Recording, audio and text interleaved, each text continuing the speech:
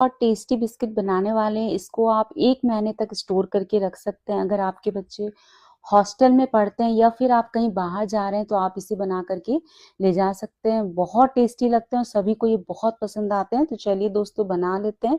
इससे पहले hello everyone, तृप्ति home kitchen में आपका स्वागत है। इन बिस्किट्स को बनाने के लिए सबसे पहले हम एक बोल लेंगे और इसके अंदर डाल देंगे 1 कप चीनी। तो जितनी चीनी लिए उसका हमें आधा पानी डालना है।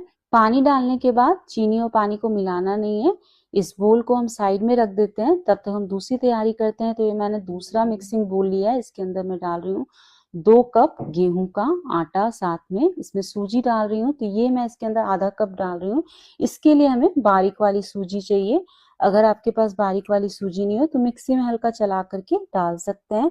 और अब मैं इसके अंदर 1/4 कप नारियल का बुरादा डाल रही हूँ और साथ में मैंने आधा छोटा चम्मच इलायची का पाउडर डाल दिया और 1 चम्मच मैंने भर करके इसमें सफेद तिल डाला है और 1 चुटकी मैंने इसके अंदर नमक डाला है। नमक क्या होता है, मीठे के टेस्ट को और ज्यादा इनहेंस करता है, इसलिए मैंने बिल्कुल थोड़ा सा नमक डाल दिया है। 1/4 कप मैंने इसके अंदर घी डाला है और अब हम इन सभी चीजों को अच्छे से मिक्स करेंगे।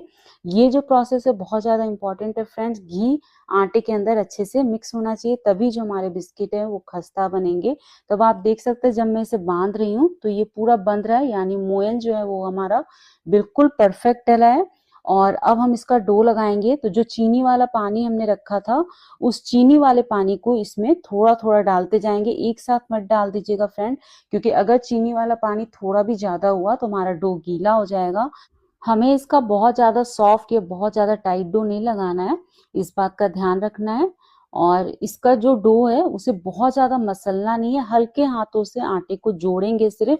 जैसे रोटी का डो हम मसल करके लगाते हैं वैसे इसका नहीं लगाना है, सिर्फ आटे को जोड़ लेना है। तो आटा हमारा लग करके तैयार है। आप देख सकते हैं बहुत ज्यादा सॉफ्ट भी नहीं है, बहुत ज्यादा टाइट नहीं है। और अब मैं इसके 3 हिस्से कर दे रही हूँ। इस डो को रेस्ट के लिए नहीं रखना है, इसके तुरंत ही हम बिस्किट बना लेंगे। अब हम एक एक हिस्से को क्या करेंगे, इस तरीके से सिलेंड्रिकल रोल करेंगे और फिर हथेली से हल्का सा प्रेस करके चपटा करेंगे और फिर इसके छोटे छोटे हिस्से काटेंगे। तो हमें बहुत ज्यादा मोटा नहीं काटना है, सिर्फ आधे आधे इंच का ही काटेंगे। तो मैंने इनको काट लिया है और अब हमें काटने के बाद क्या करना है, इसको शेप देना है। आप चाहें तो ऐसे भी फ्राई कर सकते हैं, लेकिन अभी ये थोड़े से मोटे हैं तो हमें थोड़ा इसको पतला बनाना है। तो मैं इस तरीके से उंगलियों से इसे प्रेस करने के बाद शेप दे दे रही हूँ। आप चाहें तो इसे राउंड शेप में भी काट सकते हैं। और शेप देने के बाद मैं अब इसके ऊपर चम्मच से डिजाइन बना रही हूँ, इससे हमारे बिस्किट देखने में बहुत अच्छे लगेंगे। तो इसी तरीके से हमें सभी को शेप देने के बाद चम्मच से डिजाइन बना देनी है। मैंने इन दोनों के ऊपर प्रेस करने के बाद डिजाइन बना दी। इसी तरीके से हमें सभी को तैयार कर लेना है।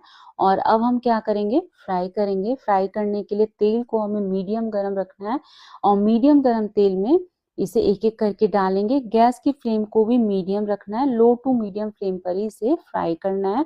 और डालने के बाद इसे टच नहीं करना है, क्योंकि ये तेल में जाने के बाद बहुत ज्यादा सॉफ्ट हो जाते हैं। तो अब इन बिस्किट को फ्राई होते हुए 2 से 3 मिनट हो चुके हैं और इनका हल्का हल्का सा कलर भी चेंज हो गया है। तो अब मैं इसे एक एक करके चम्मच से पलट रही हूँ। बहुत ध्यान से पलटना है, ये बहुत ज्यादा सॉफ्ट है अभी। तो हमें हल्के हाथों से ही इसे पलटना है और पलटने के बाद भी इसे लो टू मीडियम फ्लेम पर ही फ्राई होने देंगे, जब तक कि इनका कलर गोल्डन ब्राउन ना हो जाए। तो अब आप देख सकते हैं इनका जो कलर है वो गोल्डन ब्राउन हो चुका है, ये अच्छे से फ्राई हो गए हैं। तो मैं अब इसे निकाल ले रही हूँ। और निकालते वक्त भी ये काफी सॉफ्ट रहते हैं, लेकिन जैसे ही ये ठंडे होंगे बहुत ज्यादा क्रिस्पी हो जाएंगे। बस तलते वक्त ध्यान रखना है कि इनको हल्के हाथों से पलटते पलटते हुए फ्राई करना है।